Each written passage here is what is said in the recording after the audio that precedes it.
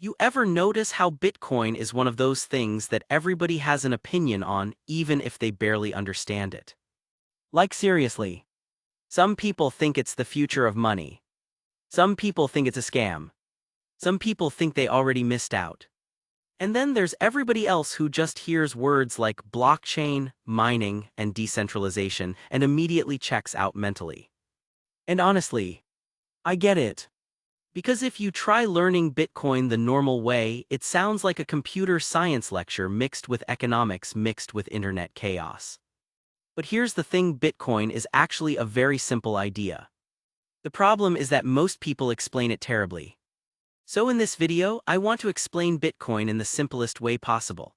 Where it came from, why it was created, why people think it's valuable, why there will only ever be 21 million Bitcoin, how mining works, why some people compare it to gold, and why everybody from random teenagers to billionaires keeps talking about it. Because whether you love crypto or hate it, Bitcoin changed finance forever. My name is Tito, and I spend way too much time thinking about money, investing, and how financial systems actually work. If you're someone who feels confused every time people talk about Bitcoin or crypto, make sure to hit the subscribe button and give this video a thumbs up if this helps you out. Alright, let's start with the real question: what even is Bitcoin? Part 1: the problem Bitcoin was trying to solve. Look, to understand Bitcoin, you first need to understand money. And here's what most people don't realize: money only works because humans agree it works. That's it. Think about it. A dollar bill is literally just paper. Gold is basically a shiny rock. And numbers in your bank account, those are just entries in a database. Money has value because people collectively trust it. Now, for most of history, governments controlled money. They print it. They manage it. They decide interest rates. They control the banking system. And normally people don't think too much about this until something breaks. And in 2008, something broke badly. The global financial crisis happened. Banks collapsed. People lost homes. Governments bailout out massive corporations. And millions of ordinary people got destroyed financially. And during all this chaos, a mysterious person or group, using the name Satoshi Nakamoto, released Bitcoin. Nobody knows who Satoshi really is to this day. Which honestly makes the story even crazier. But the idea behind Bitcoin was revolutionary. Satoshi basically asked, what if money could exist without banks? What if people could send money directly to each other online, without needing a government, without needing a bank, without needing permission? That was the birth of Bitcoin. And at first, nobody cared. Literally. People thought it was nerd internet money. In fact, the first famous Bitcoin transaction was someone buying 2 pizzas for 10,000 Bitcoin. Now those Bitcoin would be worth hundreds of millions of dollars. Which is painful to even think about. But this is where it gets really interesting. Bitcoin solved a huge internet problem. Because before Bitcoin, digital money had a major issue: copying. If I send you a photo online, I still have the photo. So what stops someone from copying digital money infinitely? Bitcoin solved this using something called the blockchain. Now don't panic. People overcomplicate this word way too much. A blockchain is basically a giant public notebook. That's it. Imagine a notebook that records every Bitcoin transaction ever made. And instead of one company owning it, millions of computers around the world share copies of it. So nobody can secretly edit it. Nobody can fake transactions easily. Nobody controls the whole system. That's what makes Bitcoin decentralized. And that word matters a lot. Because decentralized basically means no single person is in charge, no CEO. No central bank. No government but. And that is why Bitcoin became such a huge deal. Part 2: why Bitcoin is scarce. Now here's where Bitcoin gets completely different from normal money. There will only ever be 21 million Bitcoin. Ever. Not approximately. Not maybe. Exactly 21 million. And this is one of the biggest reasons people think Bitcoin has value. Because scarcity matters. Let me explain. If something is rare and people want it, its value usually goes up. That's why gold has value. That's why rare art has value. That's why limited collectibles become expensive. Now compare that to regular money. Governments can print more money whenever they want. And over time, they usually do. A lot. In the United States alone, trillions of dollars were created in recent years. And when more money enters the system, each individual dollar becomes worth slightly less. That's inflation, which means your money slowly loses purchasing power. And this is why so many Bitcoin supporters are obsessed with the 21 million limit. Because Bitcoin can't just be printed endlessly. It's mathematically limited. Now you might be thinking, okay, but if there are only 21 million Bitcoin, doesn't that mean rich people will own everything? Honestly, some people already own a lot. But Bitcoin is divisible. You don't need to buy one whole Bitcoin. A single Bitcoin can be split into 100 million smaller units called Satoshis. So even if Bitcoin became incredibly expensive someday, people could still own tiny pieces of it. And psychologically, this scarcity creates powerful behavior. Humans value things more when they believe they're limited. This is basic psychology. Luxury brands understand this. Sneaker companies understand this. Collectors understand this. Scarcity creates demand. And Bitcoin turns scarcity into computer code. Part 3: How Bitcoin mining actually works. Okay. Now let's talk about mining. Because this is the part that confuses everybody. When people hear Bitcoin mining, they imagine people underground with pickaxes mining digital coins out of caves. That's not what's happening. Bitcoin mining is basically a giant global competition using computers. These computers solve complex mathematical problems. And when they solve them, they help verify Bitcoin transactions. In return, miners receive newly created Bitcoin as rewards. That's how new Bitcoin enters circulation. Now here's what most people don't realize: mining serves two purposes. 1. It creates new Bitcoin. 2. It secures the network because miners are constantly verifying transactions and protecting the blockchain from fraud.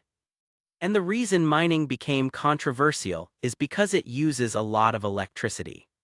Which is true. Bitcoin mining consumes enormous energy. Critics say it's wasteful. Supporters argue that the security of a global decentralized financial network is worth the energy cost. And honestly, this debate is still happening. But regardless of where you stand, the mining system is one of the reasons Bitcoin has survived for so long. Because attacking the Bitcoin network would be insanely expensive and difficult. Part 4: Why does Bitcoin have value? Now this is probably the biggest question of all. Why does Bitcoin have value? Because let's be honest, you can't hold it physically. It doesn't generate cash flow like a business. It's not backed by a government. So why are people willing to pay so much for it? Well, value is ultimately based on belief and utility. People value Bitcoin because they believe it's scarce, it's decentralized, it can store wealth, it's resistant to censorship, and it may become more important in the future. Think about gold for a second. Gold is valuable partly because it's rare, but also because humans collectively decided it was valuable thousands of years ago. Bitcoin works similarly. Except instead of physical scarcity, it has digital scarcity. And this is where the Bitcoin versus gold comparison comes from. Supporters often call Bitcoin digital gold because, like gold, it's limited, hard to produce, difficult to fake, and seen by many as a hedge against inflation. Now, personally, I think Bitcoin and gold are very different. Gold has thousands of years of history. Bitcoin is still relatively new. But what's fascinating is that younger generations increasingly trust digital systems more than physical ones. To someone growing up online, digital ownership feels normal. And that shift matters a lot. Part 5: The biggest Bitcoin misconceptions. Now let's clear up some huge misconceptions. Because there's so much misinformation around Bitcoin. Misconception 1: Bitcoin is anonymous. Not exactly. Bitcoin is actually public. Every transaction is recorded on the blockchain. People can trace wallet activity. So Bitcoin is more pseudonymous than fully anonymous. Which surprises a lot of people. Misconception 2: Bitcoin is only used by criminals. This was a huge narrative early on. And yes, criminals have used Bitcoin. But criminals also use cash. The reality is, today Bitcoin is owned by regular investors, companies, institutions, and even some governments. Major financial firms now offer Bitcoin products. Public companies hold Bitcoin on balance sheets. So the only criminals use Bitcoin argument became much weaker over time. Misconception 3: Bitcoin has no real value. Look, you don't have to personally believe Bitcoin is valuable. That's fine. But clearly millions of people do believe it has value. And markets are driven by collective belief. The internet had skeptics too. Social media had skeptics too. Online banking had skeptics too. Sometimes new technologies fail. Sometimes they reshape society. We still don't fully know Bitcoin's final role yet. And anyone pretending they know for sure is probably overconfident. Misconception 4: You're too late. This is one of the biggest psychological traps. People look at old Bitcoin prices and think, if I didn't buy years ago, there's no point now. But here's the thing: most people who became successful with investing weren't time travelers. They were disciplined. They learned slowly, managed risk, stayed patient, avoided emotional decisions. And honestly, chasing quick riches is exactly how many beginners lose money in crypto. Part 6: The psychology of Bitcoin. This is the part almost nobody talks about. Bitcoin isn't just technology. It's psychology. People project emotions onto Bitcoin constantly. Hope, fear, freedom, greed, distrust, optimism. Some people see Bitcoin as freedom from governments. Some see it as a speculative bubble.